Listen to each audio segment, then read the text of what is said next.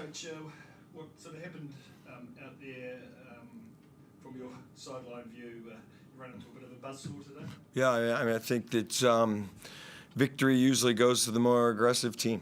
You know, unfortunately, we had another slow start. I think that the New Zealand squad played a great game.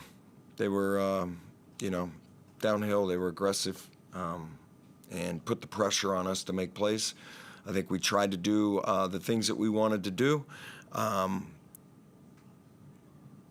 thought that we were just playing catch-up a little bit the whole night on both sides of the ball. What makes, obviously your game plan for him, but what makes Parker Jackson-Cartwright such a tough customer? You know, he's consistently kind of strapping his team on his back and carrying them, and obviously, teams prepare for him, but I guess the reality is something a bit more different, right? Yeah, well, he's a terrific player. He kind of has a pace about him that's really interesting. He almost looks like a speed skater at times, the way he kind of slides around the court. You know, he doesn't play up and down, and he can get the full speed in one step, which is a really, really impressive skill. And that's what NBA guards do, right? And he has that type of quickness, and he can get to any position he wants on the floor. And you can talk about your game plan, but it's sort of hard to kind of, prepare for him because he is such a unique individual in his quickness, So give him a lot of credit for running his team and doing what he's done over here for a long time. He obviously put a lot of pressure on us and, got us back on our heels a little bit today, and he had a really good game out there. Did you see anything from the Breakers that you kind of didn't expect? Did they show you anything? No, I just thought they really, they're home crowd. They've been sitting here for a minute. As I'm kind of going through the league the first time, I think that we've been really good at home. Although we've had to play catch up after the beginning of the game some too. We're trying to get our feet under us a little bit on the road a little bit, I think. And give them credit for being ready and getting the crowd behind them and coming out with a aggressive start and then being able to maintain it. It feels like this league is, whoever shows up on the day, it's very even across the board. Does it have that feel to you?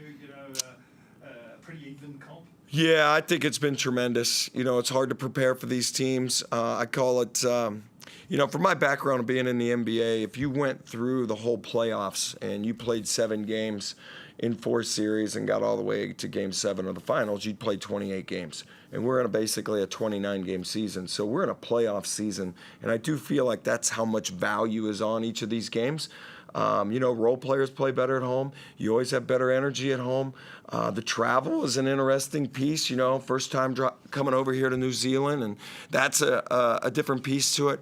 I thought we were prepared, but give New Zealand credit for really playing downhill on us early. They moved that ball from side to side. I thought, we tried to influence them into certain areas, and I thought they made a bunch of really tough twos. And, you're trying to do that at times, and they have some three-point shooting that stretches you. So with Parker Jackson playing downhill and those three-point shooters kind of at the line, it's kind of an interesting challenge. But I give them all credit and their coaching staff for being ready to play. This league's obviously developed a bit of a reputation as developing young players through this next program. What do you think of the Breakers kid who's only 17? Yeah, well, seeing a lot of NBA guys over my, I don't know what it's been, 26 years or whatever, but he's got NBA size and length. And he's got an NBA skill, which is he can get to his right hand. And you could say, hey, we got to try to influence him to do something else. Well, he's got the ability with his length and athleticism to still get right and finish. So, you have to have one skill that is elite in the world, and he looks like he has a few of them. I see why people are so high on him. His future is tremendous. As his game still starts to mature, you can tell that he's such a young guy, but the way his face is even, right? And he's going to just become a better and better player. It's been fun to kind of watch him, except for tonight. We'll throw over to you online, Chris. Yeah, hi Mike. Sorry, I missed the start, so I'm trying to repeat anything. But, all good. We've talked a little bit about this now, and the long time in between games that you've got, do you feel like that's got anything to do with why you started a little bit flat? I mean, you finished that game last Friday night with such momentum, and there was such excitement there. You have to wait 8 days to play again. Is it a challenge to keep that momentum going? I really thought we had a really good week of prep. I thought the guys had a good week. Just how they were connected in things. I just give New Zealand a ton of credit. They came out, they put some pressure on us. They put pressure on us downhill. It seemed like we played catch up there in that first quarter. We got our feet under us a little bit in the second quarter. I believe we got it back to 4. It might have been 6, but I thought at one point it was 39-35. Correct me if I'm wrong on that. And then they hit us with another little run. And then after that little run, we just didn't quite get our feet back under us again. And unfortunately, the second half has been somewhere we've been able to really set our defense and get going and, give them credit for their execution and their physicality and being able to play downhill and through us. It's difficult to take too many positives when you lose a game by Yes. sort of margin, but to get 23 minutes out of Jarrell, and for him to be looking like he's moving better, it looks like he's getting confidence in his body and his game. He's starting to look pretty good the more he plays. Yeah, I think that was a big factor as the game was going on. He's had a couple of weeks in a row where, he's progressing and getting more comfortable with the group and different combinations, and his conditioning's getting better.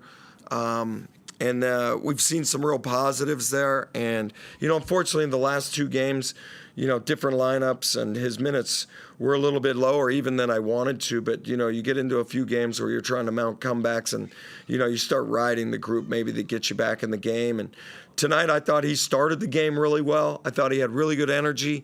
And, that's why I kind of rode that a little bit as we were trying to make our comeback. And you're trying to mix and match lineups to kind of counter what they're doing out there because they were playing so well, right? And trying to figure out how to break their rhythm a little bit. And I thought Jarrell was one of those interesting pieces and definitely a bright spot for us. We know how talented he is, and us figuring out the right ways to, really, get him connected and being a real positive of the group is really super important for us as we go forward.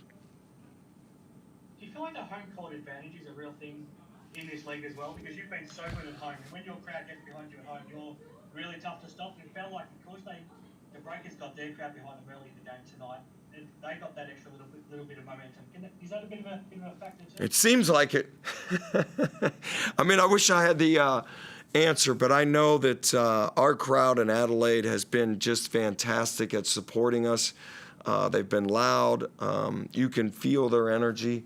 When we're at home, we were searching for that a little bit. This place was loud, and unfortunately, they were playing pretty well and making some shots. And, you're just trying to get a few stops in a row where you can, get back at them and run at them and make a few shots and, make the extra pass. And unfortunately, we didn't have enough of those runs because they kept coming at us in waves tonight. And like I said a few times here tonight, I give them and their coaching staff and their players all the credit.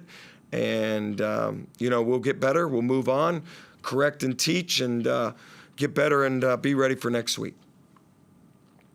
The last thing you probably need right now is 8 more days until you play again, but you don't play until next Sunday. You're back home. And you're against a Hawks team who is in a similar position. They wouldn't have played since losing last night as well. What are your early thoughts about that matchup? Well, they're a tremendous team. We've played them once this year. I give Coach Tatum and their guys a ton of credit. So we'll go home. We'll try to, like I just said, correct and teach and try to get better. And we have time this week to play and regenerate the group a little bit and see if we can come out with the appropriate energy and defend our home court whatever day that might be. I'm not sure what day we play at this point. Thanks, Mike.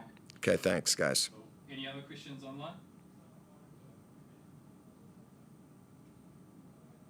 No, you're good to go. Okay, thanks, guys.